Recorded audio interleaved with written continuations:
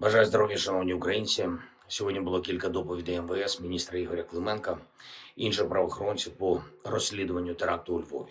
Іншу кваліфікацію складно обрати. Це був саме теракт, цинічний і жорстокий. Два вибухи. Другий тоді, коли на місце прибули екстрені служби, 25 людей поранені. На жаль, одна людина, працівниця поліції, загинула 23 роки. Їй було ми співчуття рідним та близьким. Зараз усім, хто був поранений, надається допомога. Серед поранених є важкі. Лікарі роблять все можливе, щоб врятувати життя. Обставини цього теракту зараз повністю аналізуються. Багато фактів вже є. Виконавці були завербовані через Телеграм, організація теракту російська, МВС, Національна поліція України, Служба безпеки України представлять деталі суспільству.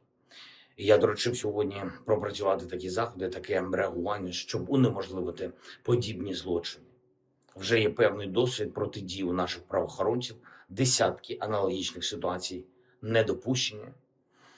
Українські правоохоронці постійно протидіють таким вербовкам, і потрібно більше активності та більше залученості самих громад, залученості місцевих керівників, урядових інституцій, всіх, щоб на всіх рівнях зменшувати російські можливості організації терактів та диверсій в українському тилу.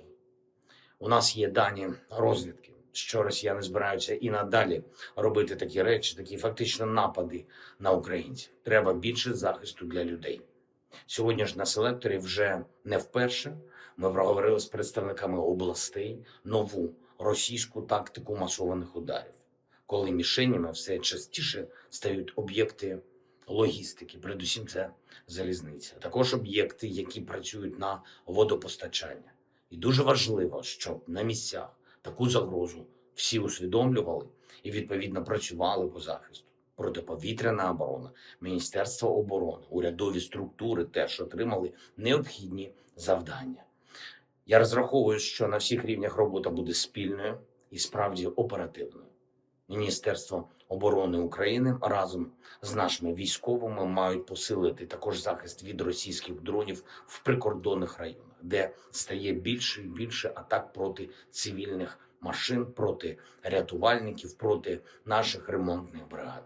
Досвід наших прифронтових регіонів має бути цілком ефективно поширений і в Сумській області, а також на Чернігівщині. Ще одне варто відзначити наших воїнів, які на цьому тижні збільшили дистанцію, збільшили далекобійність нашої української влучності. Україна досягає все більш віддалених російських виробництв зброї, і ми маємо бути вдячними кожному в Україні, хто працює заради цього, хто досягає саме таких результатів і саме в бойових застосуваннях наших українських ракет, у наших діпстрайках.